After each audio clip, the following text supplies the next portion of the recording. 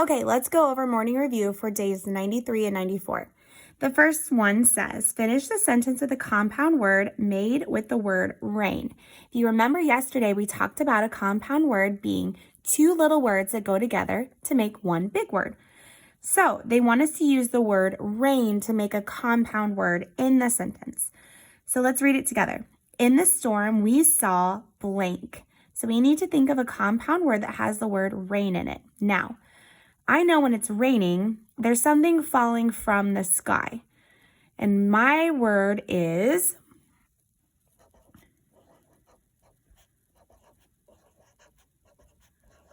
raindrops.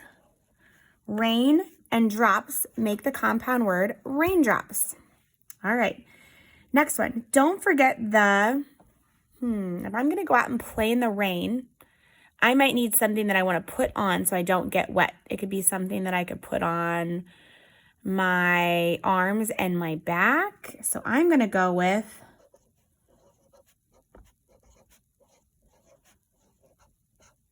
raincoat. Rain and coat makes the compound word raincoat. There's some other ideas there. I would love to see what you did when you post your morning work to Seesaw. All right, number 2, write the word that matches each picture. Okay, we have a little puppy and a crayon, so we have the word screw, or drew. Well, it looks like someone is drawing that puppy. So drew would be a past tense. It's something that you've already done. So the word is drew. Present tense would be draw. Okay, so drew. And then we have a screw here. Oh, I see. We've got more than one word. Okay, so we could have used grew and fuse. So with the screw, just like we said earlier, screw. All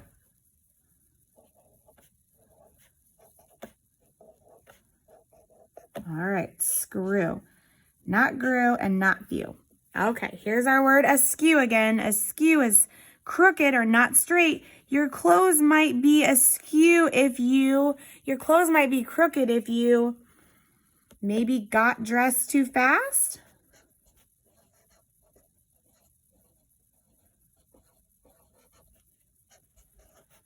I know sometimes when I'm trying to hurry and get dressed and get out the door, if I put on my shirt, sometimes it might be a little crooked if I'm going too fast.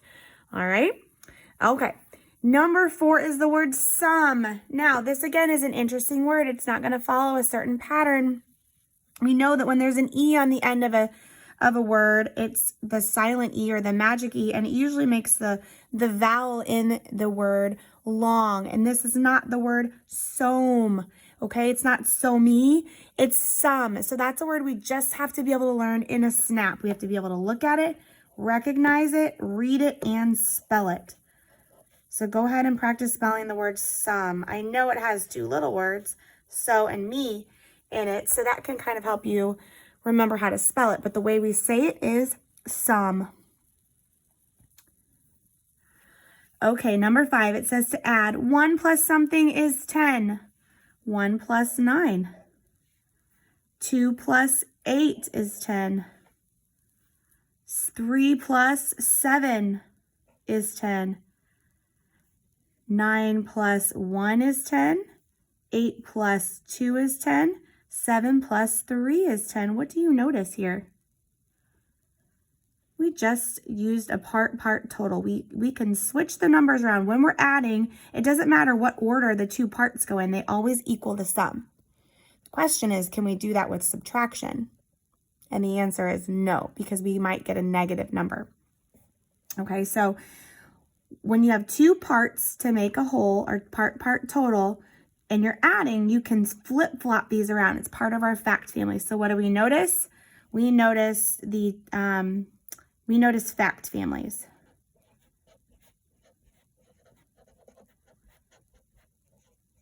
Okay. Your answer could be different than mine. I can't wait to see what you say. Write the numeral. Okay, so 6 ones plus 2 tens. Well, when we're reading a number, we always start with our tens, or the number that's the highest, right? The place value that's the highest. So 2 tens is 20. 20 plus 6 ones is 26. 3 10s plus 11 ones. Look, they're trying to trick us here again. How many 10s are in 11? One group of 10. So 3 10s is 30, plus another group of 10 and 11, which is 40, plus one more is 41. Cross out the shape that is not a triangle. Okay, remember, we talked about this actually before we left for school. We know that a point in space is simple. It's a point. When we have 2 points, we connect them and it equals a line. When we have 3 points, we now have a shape, and that shape is called a triangle. So we know that, like, if I looked at this triangle, it would have 3 different points and lines that go together. So this is a triangle. Is this a triangle? No, it's not. It has more than 3 sides. Okay, so that was the only one. This one has 3 sides and 3 points or 3 vertices. 3 sides, 3 points and 3 vertices. 3 sides, 3 points or 3 vertices. All right, number 8. Golda is 46 years old. She is 5 years older than Lewis. How old is Lewis? So let's circle our numbers. The unit is going to be years. Okay. Golda is 5 years older than Lewis. So she's 46, and we don't know how old Lewis is. We know that she's 5 years older than Lewis. So we're going to do Golda is 46 minus the 5 years that she's older than Lewis. So 46 minus 5. 6 minus 5 is 1. 4 minus nothing is 4. So let's see, is Lewis 41? 41 years, I think, is our answer. So 41, if we did the turnaround fact, 41 plus 5, if you put 41 in your head, 41, count up 5. 42, 43, 44, 45, 46. So Lewis is 41 years old. How can you tell the shape is not a triangle? Oops, we forgot to do this part of this question. How can we tell the shape is not a triangle? Well, this shape had how many sides? 4. So the shape had 4 sides. Okay, and a triangle has 3. All right, so check your answers with mine. And we're going to turn to the back side and look at day 94. Okay. Day 94. Here we go. It says, rewrite the sentence correctly. Who drew the starfish at the seashore? Well, this should be easy because we know we always start a sentence off with a capital letter. So who drew? Now we just looked at this word, right? Drew. What's the correct way to spell drew? It's the past tense of draw. D-R-E-W. Who drew the starfish? This is actually going to be a compound word. The little word star and fish make up the big word starfish. Who drew the starfish at the seashore? Now, seashore, if you noticed, is also a compound word. It's the little word sea and shore put together. I'm asking a question, so what kind of end mark should go at the end of this sentence? A question mark. If you did a question mark, give yourself a thumbs up. Who drew the starfish at the seashore? Okay, number 2, circle and write the word that has the same vowel sound as the picture. So if you look at this picture, it's a picture of a moon. So moon, does it sound like spun, good, or new? Moon. New, moon, new, spun, good, moon, good. New. New, you should have picked new.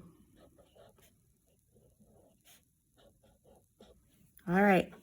Fruit, tune, jump, book. Fruit sounds like tune. It's a short U. Tune. If you work with me in my phonics groups, you know we mark these out, right? We mark our vowels. Okay. This is a short U, so this is not going to follow the silent E pattern. Actually, this time it's a short U. All right, askew. There's that word again. Crooked or not straight. Would it be good or bad to have a bridge that's askew? I don't know about you, but I don't know if I want to go across a crooked bridge. So I'm going to say that it would be bad. Why would it be bad? It would be bad because it could be dangerous to cross.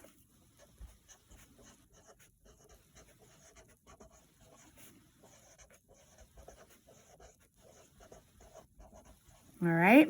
It's bad because it could be dangerous. All right, we have a prefix over here, un. Un means not or to remove. So if I unscrew something, I'm taking the screw out. I'm removing the screw. Un. So the prefix is un. The base word is the word that the prefix is attached to. Unscrew. Screw would be the base word. And what's the definition? It means to not or remove. Right? It's not remove. It's to take the screw out. All right, subtraction. Go ahead and do this. Check your work with mine. 5 minus 4 is 1. 15 minus 4, you think 15 in your head and you count down. 15, 14, 13, 12, 11. 35 minus 4, you put 35 in your head and you count down. 35, 34, 33, 32, 31. 65 minus 4, put 65 in your head, or if you look at the ones place value, 5 minus 4, you should know that that's 61. Okay, write greater or less to compare the numbers. 15 is it greater than or less than 25? Well, it is less. It's less, it's smaller. So you're not making the alligator symbol here, you're actually writing the word out. It's less than 25. 71 is greater than 41. The number is bigger.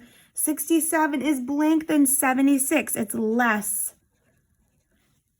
80 is blank than 26. It's much greater, so the word should be greater. Okay. Number 7, Rogan has 12 carrots. I'm going to circle 12. Carrots to make 3 pots of stew. He's going to make 3 pots of stew. How many carrots will go in each pot? Ooh, we are multiplying, and this is what is so fun. So he has 12 carrots to make 3 pots of stew.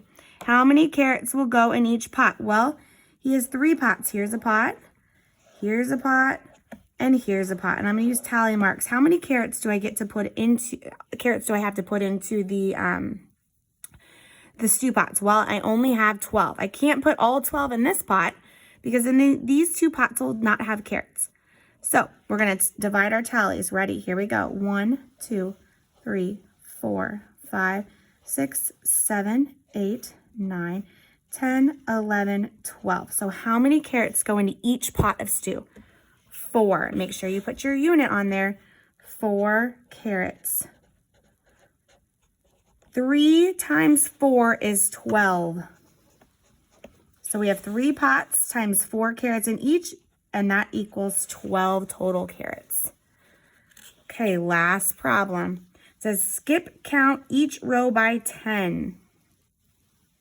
So you can see a pattern here. 2, 12, 22. We're adding 10 more. 32, 42, 52, 62, 72, 82, 92, and 102. 7, so we have 17, 27, 37, 47. The only number that's changing is the number in the tens place because we're adding 10. 57, 67, 77, 87, 97, and 107. All right, good job, guys. Make sure you check your answers with mine, and I will see you in our next lesson.